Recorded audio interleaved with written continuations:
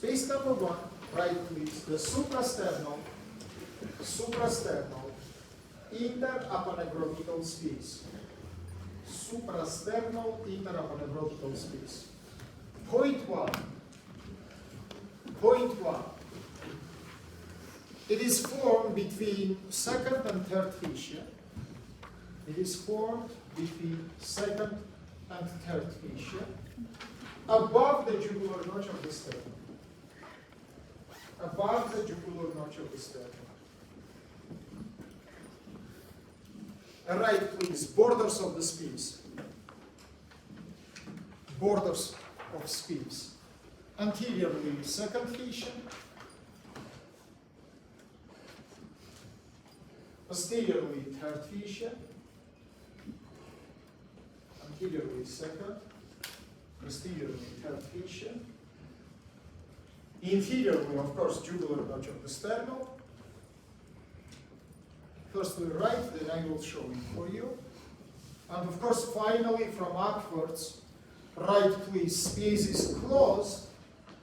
From upwards, space is closed due to the junction between second and third fascias by midline of the neck with formation of the linea alba colli.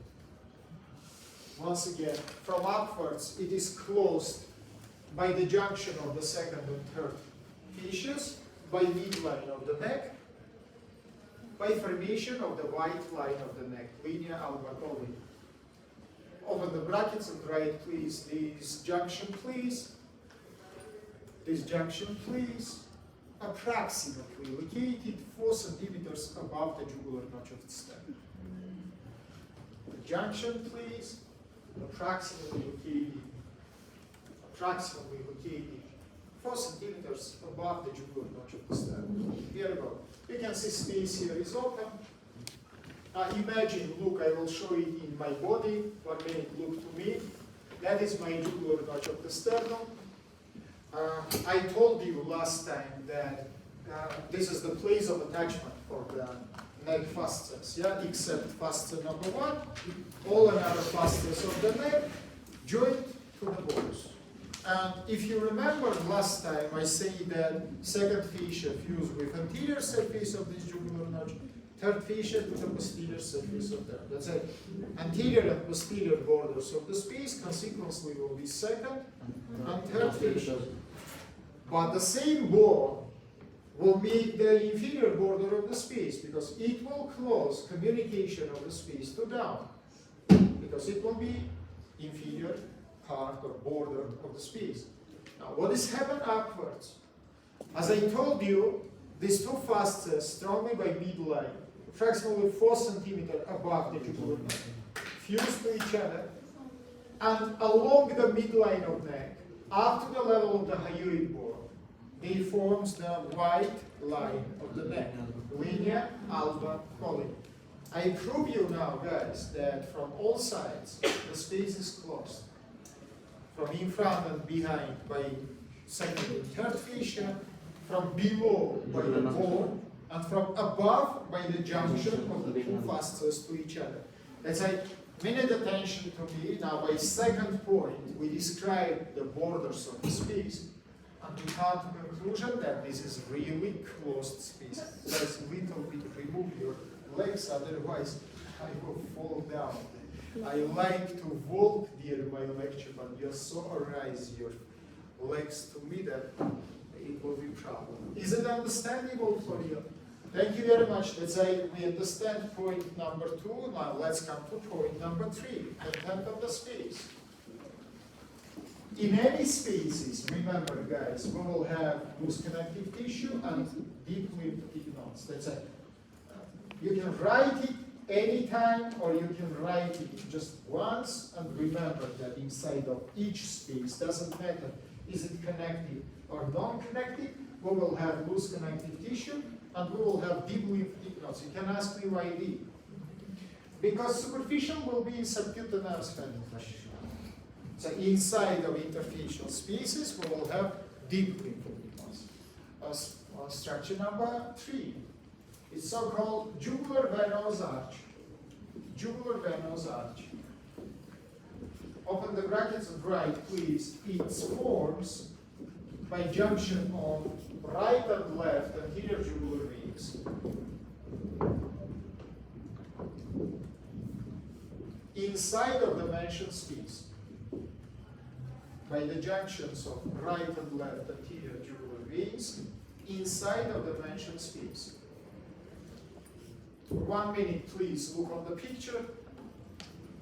You can see right and left anterior jugular veins, and inside of the space, as it's shown in the picture, they fuse to each other and they form the arch. By the way, it is important and it is necessary to mention now. Look at my fingers everywhere. Look, I formed the arch, but the bezels is not finished. My first fingers show that after formation of the arch, anterior jugular veins is continuous. We can draw it, minute attention to me. If it will be SCL muscles, right and left. Inferiorly, we will have jugular notch of the sternum, something like this. Let's say now by green color, I will draw this anterior jugular vein. By the way, after we will study together that they project it strongly by anterior margin of SCL muscle. You can see I provided my green lines by anterior margin. And approximately 1-2 centimeters above the jugular notch of the sternum, they join each other and they form the jugular venous arch, as you can see in the picture. But they doesn't finish at that level. Now look here, please. After this, they continues. Why I draw it by interrupted line? Because they will pass behind the SCL muscle. Then we'll come to lateral triangle of the neck. You remember it has 2 parts, from up trapezoid, from down omoplavicular. This is exactly omoplavicular. And here they will be draining to your external jugular veins. It is understandable for it. So remember, please, once again, inside of the space we have loose connective tissue, we have lymphatics, we have jugular venous arch. What is it? It is the veins which form by junction of anterior jugular veins. This is next structure, of course, it will be terminal, not terminal, let's call anterior just jugular veins, yeah? Because they join to each other to form the jugular venous arch, as you understand. That's all. By the way, these veins, which I describe inside of the space, they belong to the superficial veins of the neck region. Today also I will introduce you what does it mean, what is importance. Just I want to remind you that they contain negative pressure. And if you will damage these veins, possibly it can give remission of the air embolism, which is mortal complication, comparable with volume of the air, which will pass inside of the vessels. It can make very serious problems. Okay, right, please. Space number 2 we call retrosternocleidomastoid space. Retro-SCM space. I think by the name you understand, please, of its location. Yeah, it is retro means behind. Behind. Now that's right, please. Point number 1. I'm sorry. For previous space, we forget to mention point number 2, place of its location. I'm very, very sorry, guys. That's how we discussed point 1, formation of borders. We discussed point 3, content, but we don't mention point number 2, place of location. That's right, please.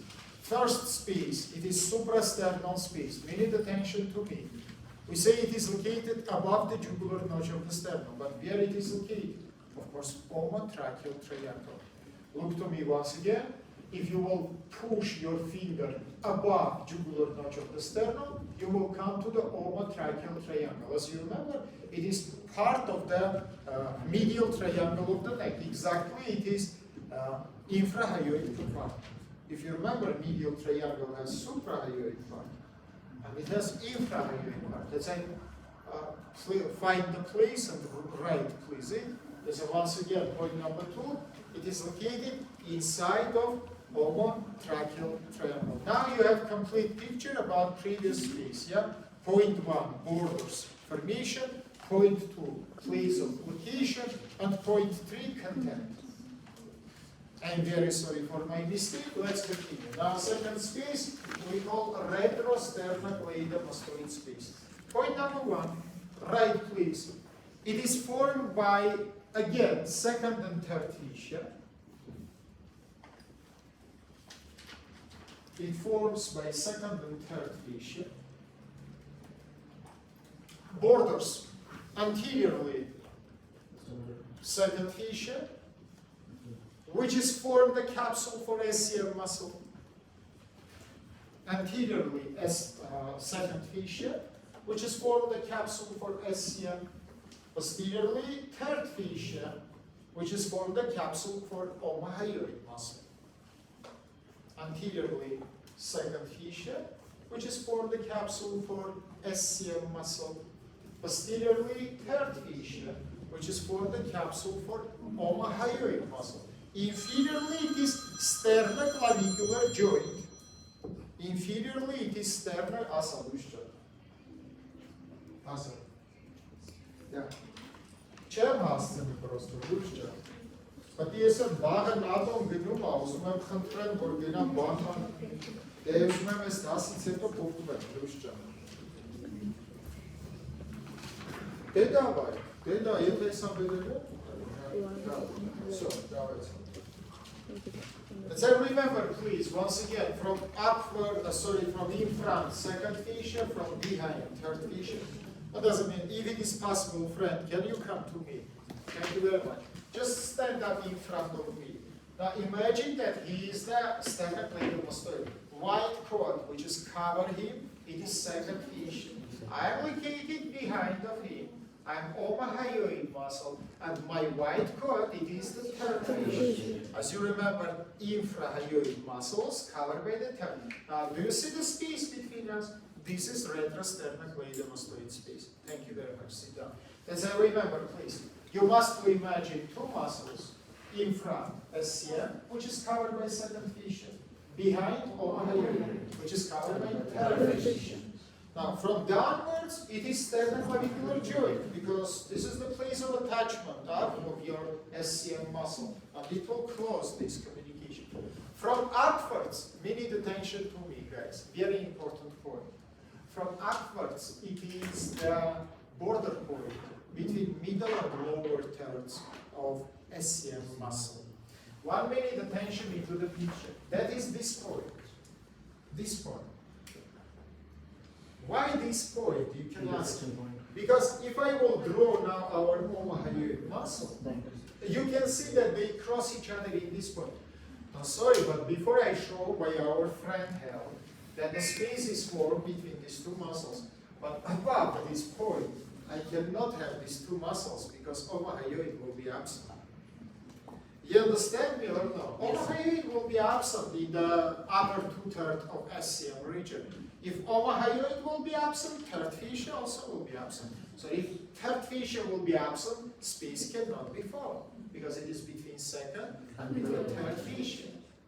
Is it understandable for you? It's like right, and remember, please, from upwards, it is the border point between lower and middle thirds of SCM muscle. It is border between lower and middle third of SCM. Otherwise, border between lower and middle thirds of SCM. Otherwise, it is cross point between SCM and omohyoid. You can call it in which way you want. You can say upwards it is cross point between SCM or omohyoid, or upwards it is the border between middle and lower third of the SCM. That is the same, absolutely. Is it understandable? Super. Now, right point number 2. Where it is located? Tell me, friend, if I will ask you where it is located, how you can mention the place of this space? Only lower 1/3 of the SCM. So if surgically, 1 minute, look to me, you want to open this space, by the way, it can be necessary with later, I will say you why. You must work in the level of the lower third of the SCM. Usually your incision will be across the posterior margin of the lower third of the SCM. So once again, you can say it again. Why lower third of the SCM? Because that is the single place where two capsules, capsule of SCM and capsule of Omaha urine, have the communication to each other. It is understandable for you. You understand or no? That's a right, please. The space is located in the lower 1/3 of the SCM region, behind the SCM muscle, in the level of the lower 1/3 of the SCM region, behind the SCM muscle. Okay? Super. Let's continue. Now let's come to the point number 3, content of the space. Again, fat, again, lymphatics, as I said for you previously. But now we need attention into our picture. 1 minute, look to me. Do you see this interrupted green line, which is passed behind of SCM muscle? What is it? Anterior jugular vein. That's an anterior jugular veins from previous space, which is called suprasternal, will continue to the lateral side and will be entered inside of retro SCM space. How is it possible? Simply because these both spaces formed by the same fasces. This is continuation of each other. And suprasternal space and retro SCM space bordered by second and by third fascias. So without any interruption, it is continuation of one space to another. Is that right, please? Structure number 3 is anterior jugular veins, which is entering into this space from suprasternal one.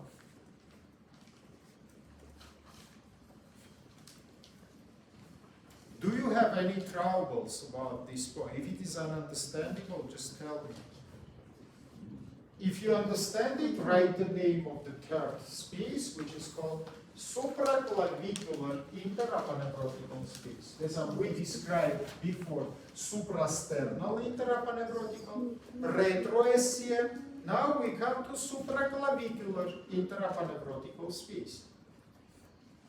Again, point number 1, how it forms. Minute attention to me. Now this my table will be not the jugular notch of sternum, but it will be the clavicles. As you remember, clavicles also the place of the junction of the fasces.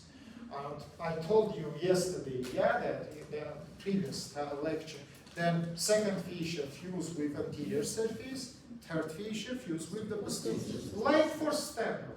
For sternum also, second fuse anteriorly, third is fused posteriorly. Same we have in case of the clavicle. So you can write it. Anteriorly bordered by second fascia. Posteriorly it is bordered by third fascia.